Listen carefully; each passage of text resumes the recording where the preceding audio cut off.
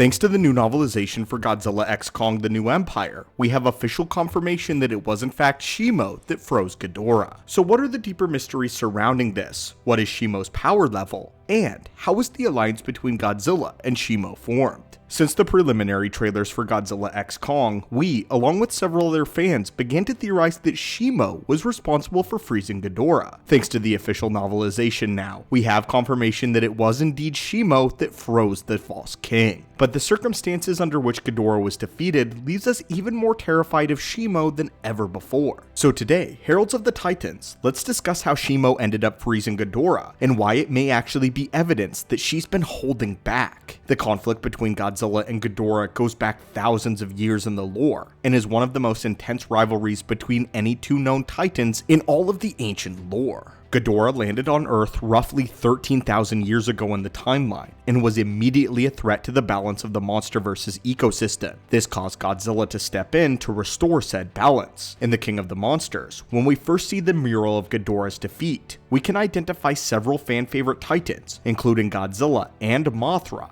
But interestingly, Shimo here is nowhere to be found in this depiction of events. The simple explanation for this is actually that she wasn't. But if that's the case, then how did she freeze Ghidorah? According to the novel, we learned that her freezing of Ghidorah was actually an accident. That's right, Ghidorah's ultimate defeat was an unintentional byproduct of Shimo's natural latent power, which at this point was already consuming the entire planet. In the timeline, Shimo was in the midst of brewing the first ice age, and completely blanketed the remainder of the planet in a sheet of snow and ice. Shimo lowered global temperatures across the planet, and while this fight was taking place, Antarctica was hit the hardest by this phenomenon. Therefore, when Godzilla and his team were able to subdue Ghidorah, the weather conditions were so harsh and so violently cold that all they had to do was keep Ghidorah unconscious long enough for him to naturally freeze over, with the team itself consisting of Godzilla and Mothra. Under normal circumstances, this would never have been attainable, but since this fight coincided with Shimo's immense spread of power, they were able to fight and defeat Ghidorah at the perfect moment. What this means though, is that Shimo is actually much more dangerous than we previously were led to believe, as all of the theories had one thing in common: that she had deliberately targeted Ghidorah. Instead, she wasn't even present when he was defeated. We have no idea where in the world she was at this time, only that she shifted the global climate to such a degree that Ghidorah naturally froze over before his healing factor could regenerate him. We also don't know why she started the Ice Age in the first place in the lore yet, but we know for certain that she didn't start the Ice Age specifically to beat Ghidorah. This age was known as the Pleistocene Epoch, and began almost 2.6 billion years ago, and Ghidorah didn't land on Earth until just 13,000 years ago. This leaves us with two major questions. If Shimo is this immensely powerful, then how were Kong and Godzilla able to survive the new empire? And more importantly, is it possible that this is the only titan that Godzilla has never been able to defeat? Let's get into it. Let's begin with how in the world was Kong able to resist her blast in the Hollow Earth with little more than some frostbite? The simple answer is that in this scenario, Shimo was under the thumb of the Scar King. The novelization describes the crystal that the Scar King uses as a giving off pulses of pain energy that causes Shimo to contort in immense agony, not too dissimilar to a dog whistle.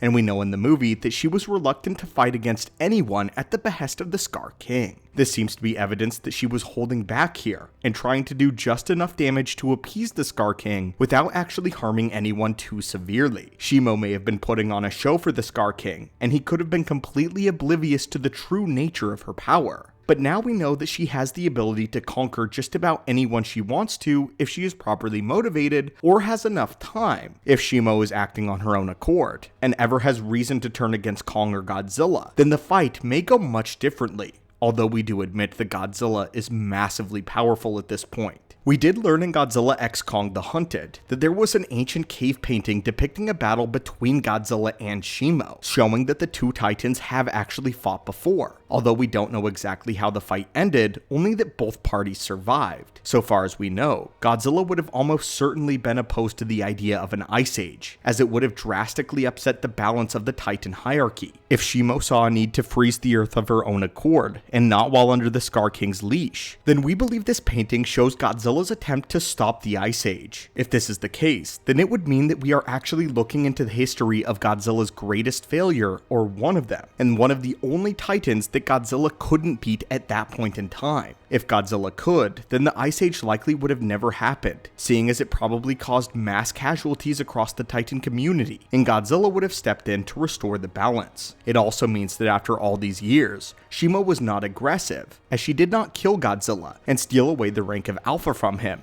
In fact, she even acknowledges his alpha call in Godzilla x Kong. What this could tell us is while Godzilla is growing in power, Shimo in the time of the New Empire is likely far beyond her prime, but she is also one of the more docile titans. And now one of the biggest mysteries across all of the Monsterverse is why would Shimo begin the Ice Age? And what was the end battle between Godzilla and Shimo that ended with both of them living and Shimo going to the Hollow Earth? Some have suggested that Shimo once wanted the rank of the Alpha and was far more malevolent in the distant past and far more aggressive and territorial than she is now. One thing is clear though, Shimo did go deeper into the Hollow Earth where she likely encountered Scar King, and Godzilla assumed the rank of the Alpha. With all of that said, there's not enough firm evidence to assign a motivation to why Shimo would begin the Ice Age just yet, but we would love to hear your theories down below and if this will ever be answered. But again, the key takeaway from the novel is that we got official confirmation that it was Shimo that froze Ghidorah. However, Shimo was not present during the battle in Antarctica between Godzilla, Mothra, and Ghidorah, and that Godzilla actually used the Ice Age to his advantage to defeat Ghidorah, holding King Ghidorah at bay long enough for him to freeze over and for him to not fully regenerate and attack Mothra and him. But anyway, my friends, what are your thoughts on this? What are your thoughts on Shimo starting the Ice Age? Do you think that this did actually have something to do with Ghidorah after all? And what are your thoughts on the official confirmation, but it not playing out exactly how many of us fans believed that it would? Stay tuned on the channel as we attempt to decipher this mystery further, as well as dive into more superhero and Monsterverse lore. As always, my friends, thank you so much for stopping by and visiting the channel today.